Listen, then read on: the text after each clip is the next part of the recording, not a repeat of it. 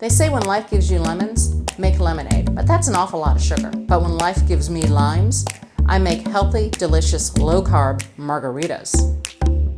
Now, you have to have some sweetener in a margarita. You just can't get around it, or at least I haven't discovered a way to get around it. So what we're going to make is a thing called a simple syrup. Now, it's not a syrup in a traditional sense. This is definitely a low-carb version.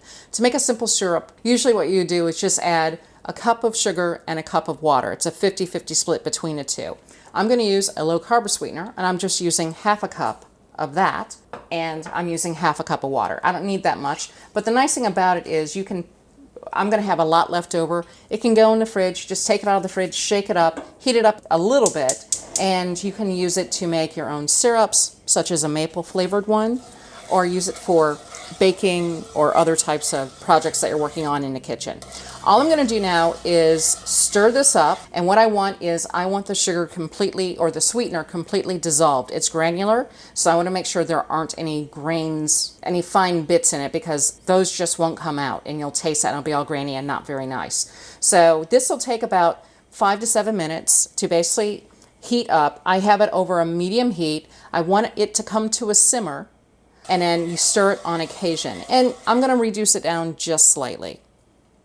All right, my simple syrup is cooling on the stove, and what I'm going to do is finish the prep work, start slicing up some limes. Now you want to make sure your limes are nice and washed. Yes, you're slicing them up, but when you roll them on your space, you want to make sure they're clean because you don't want any contamination. All you have to do is if you got a lime that's a little bit too firm, you want to roll the lime to help soften it up so that it'll release its juices. And then you just want to go ahead, cut them in half, and get your juicer out. And what you're looking for is about 2 fluid ounces of lime juice, because this margarita mix that I'm making is going to be served 2 people. Sometimes 1 lime will do it. Other times it might take you 2, 1.5. You just sort of go with the flow, so to speak. The next ingredient is actually one of the most important ones, and it's this. It's an orange, but I'm not going to cut the orange open. I'm going to use the zest. When I was trying to make a margarita before, either it was flat or just didn't taste right. Something was missing. And asked a local bartender, and the issue was triple sec, which I'm not using because it's syrup. However, it is an orange flavored syrup. Margaritas have a slight citrus or orangey taste to them. So what I just came up with to use was orange zest. And so what I'm going to do is just do a little bit of zesting of this orange. And for this to work for you, you're going to need either cheesecloth or one of these, which is what I'm using. And it's this device that you basically hold loose leaf tea in. So when you're making a single serving of tea, you just sort of soak this in water and it just flavors it with the flavor of the tea. It works just as well with orange zest as well. So I'm only going to look for about a tablespoon of zest for this batch of margaritas. However, if you prefer, an easier method would be just going ahead and finding orange extract. That'll work too. You'll find it in your baking section. It's always by the vanilla extract. So with that, I'm going to zest my orange. One of the main ingredients of a good margarita, in my opinion, is ice. And what you want is your best friend is crushed ice when you're drinking a margarita. However, when it goes into the blender, you want whole ice cubes. And the reason why is if you start off with them crushed, it'll melt it too fast and you're going to have you're basically going to have a watery mess on your hands. So I'm going to go ahead and put in some more ice in here. And typically I do about 3 cups of ice and we're there. So I'm going to add just basically 4 tablespoons or a quarter cup. I'm going to add about a quarter cup of water. You're asking why water? Well, it helps makes the ice and everything just sort of go smoother with the blender, I find. Lime juice, put it on chop because you want to break up the ice.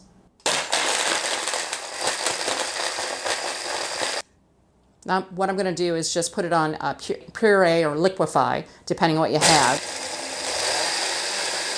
And what we're going to have is a nice slushy. But before we do all of that, and it smells like a margarita, but not quite, because we have to put in what my husband is freaking out about, and I did this on purpose. Tequila.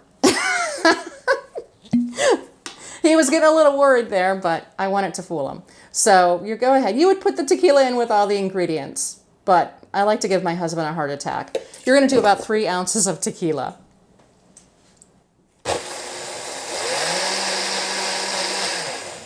Now, we have the zest. And all I'm going to do is go around here a few times to flavor it, essentially. And there's some orange right now dripping out, which is what I want. If you can see that, it's a little orange. I'm going to put that aside, because this is actually good if you want it to make another batch, just in case. So, and I'm just going to, again, pulse it one more time. You can also just roll it around in the glasses if you prefer. Now, margarita ain't complete unless you got salt around the rim of your glass. The problem I discovered is I got these little cheap glasses because we don't really drink margaritas, obviously, very much. Nice to have once in a while, and if you have one, it won't knock you out of ketosis if that's your goal, to stay in ketosis. But it's also too tempting to have more than one. And so, anyway, you can't get the salt to stay on plastic. I have never been able to get it to work. However, using glass is the best way to go. And for those of you who don't know, I have here just a little bit of water, and I have here margarita salt. So it's just salt that's a little bit bigger flake. You can also use kosher salt. That works really well too.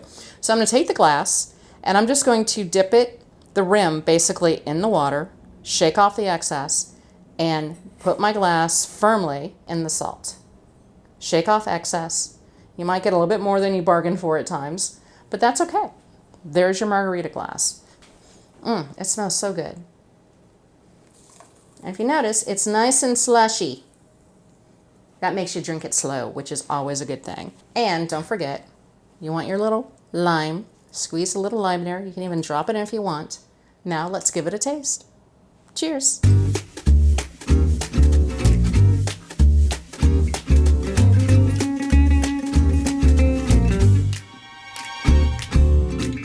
Okay, I could done with less salt, but the margarita itself tastes absolutely wonderful.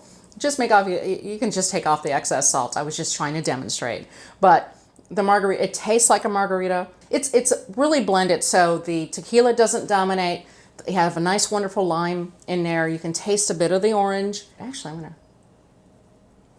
this is easy to sip. It's easy to sip and enjoy. So I hope you give these a try this summer. Again, they're about 3 carbs per margarita. This batch makes only 2. This recipe just makes 2 margaritas so keep that in mind. If you want to celebrate Cinco de Mayo, which is coming right up, then you certainly can and enjoy and have, a few margaritas with some friends. Till next time, I'll see ya.